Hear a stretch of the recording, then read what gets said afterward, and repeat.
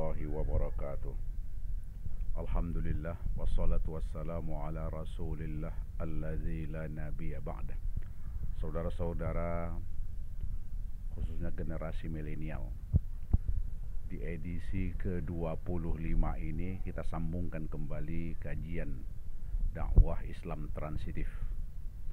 Kita setelah menyelesaikan sebahagian daripada nilai-nilai yang terkandung di dalam orkestra, maka dalam kesempatan ini saya ingin menjelaskan pendekatan yang kita gunakan di dalam kajian Islam transitif atau pendekatan yang ditawarkan oleh Islam transitif dalam rangka untuk mencarikan solusi dalam konteks akademis, sosial, politik, dan lain sebagainya, tentu saja untuk mempertautkan dua kutub keilmuan, barat dan timur, dua kutub peradaban yang hari ini kelihatan walaupun tidak cenderung dalam bentuk konflik, tetapi paling tidak terdapat beberapa dikotomi yang masih saja dikembangkan dan dipegangi oleh orang-orang yang menginginkan adanya disparitas antara kedua kutub tersebut. Dalam pengembangan ide dan gagasan Islam transitif, saya menggunakan sebuah pendekatan yang saya sebut dengan pendekatan kolaborasi sebagai sebuah pendekatan kajian. Pendekatan kolaborasi ini dapat diartikan sebagai sebuah pendekatan yang melibatkan beberapa keilmuan, beberapa ahli sesuai dengan makam akademik mereka masing-masing.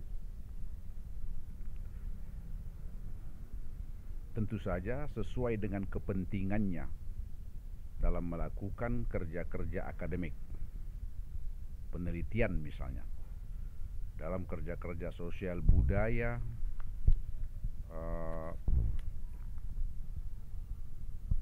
ekonomi, politik, sains dan teknologi, bahkan dalam konteks ilmu-ilmu keagamaan sekalipun yang terkait dengan realitas kehidupan.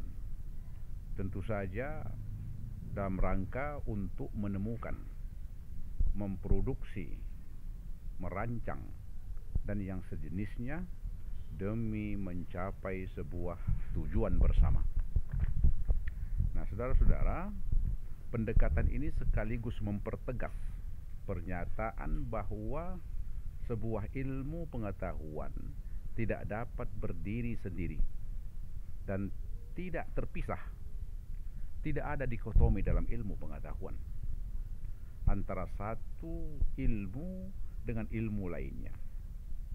Nah, melalui pendekatan kolaborasi yang digunakan dalam Islam transitif, maka semua instrumen keilmuan ataupun semua elemen sosial kemasyarakatan sesuai dengan bentuk, kapasitas, situasi, kondisi, dan fungsinya akan memainkan peran mereka secara penuh, sejalan dengan kepentingan dan sesuai pula dengan makam akademik mereka. Saudara-saudara, dengan pendekatan kolaborasi,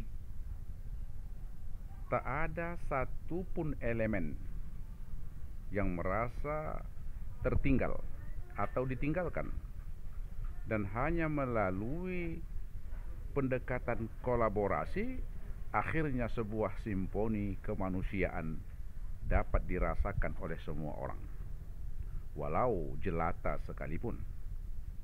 Pendekatan kolaborasi menghasilkan kerjasama penuh, kesepakatan, kesamaan visi, cita, dan keinginan, serta kekuatan, khususnya dalam berbangsa dan bernegara, bahkan beragama sekalipun.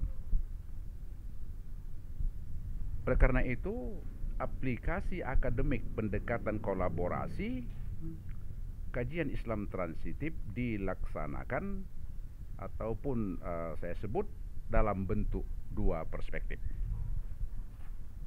Yang pertama saya sebut dengan personal academic collaboration, dan yang kedua saya sebut dengan interpersonal academic collaboration.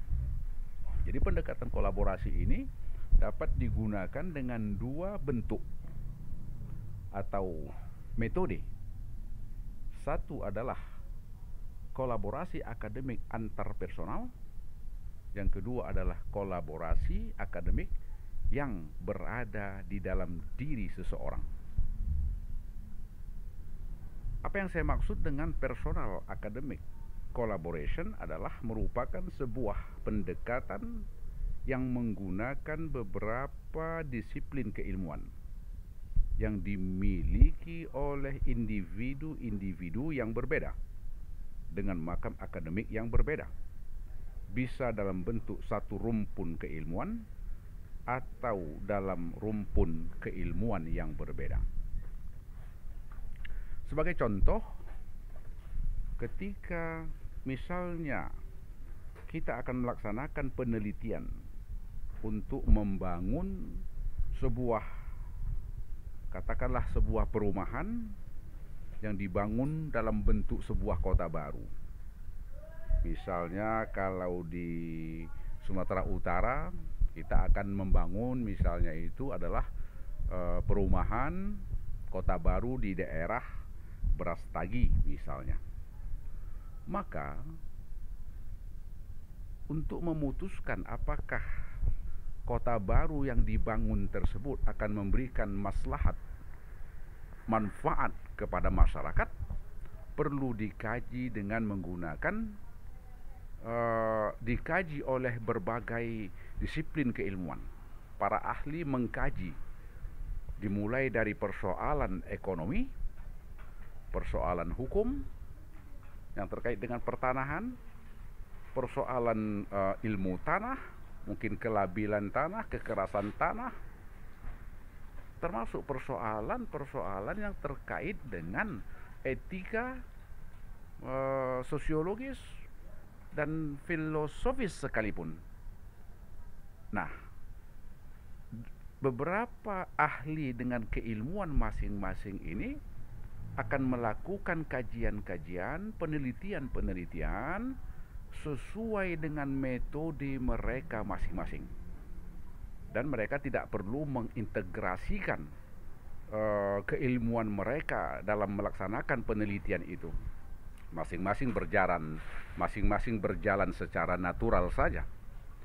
Nah, maka nanti di ujung penelitian itu akan diadakan sebuah diskusi untuk merangkum hasil penelitian masing-masing dan mengambil sebuah pendapat yang benar-benar akan menjawab keinginan, tujuan daripada penelitian itu sendiri. Dalam hal ini, apakah akan dibangun kota ataukah tidak? Maka untuk menentukan itu tidak hanya dilihat dari perspektif keuntungan berbisnis, atau tidak hanya dilihat dari perspektif pengaruh sosiologis, tetapi yang lebih mendasar di sini adalah seberapa jauh hasil penelitian itu, seberapa jauh kota itu bermanfaat dibangun, dan tentu saja tidak menimbulkan efek-efek negatif bagi masa depan masyarakat yang ada di sekitar kota baru yang akan disiapkan itu. Inilah yang saya sebut dengan pendekatan personal academic collaboration. Oleh karena itu, ini ataupun pendekatan kolaborasi akademik personal ini tentu saja patut untuk dipikirkan menjadi sebuah tawaran penelitian yang kita lakukan secara berkolaborasi. Tentu lebih mudah dan natural jika dibandingkan untuk melakukan pendekatan penelitian dalam bentuk integrasi, tentu saja untuk kasus yang saya sebutkan ini. InsyaAllah kita akan sambung kembali dalam episode yang ke-26 nanti. Demikian, wassalamualaikum warahmatullahi wabarakatuh. Salam transitif.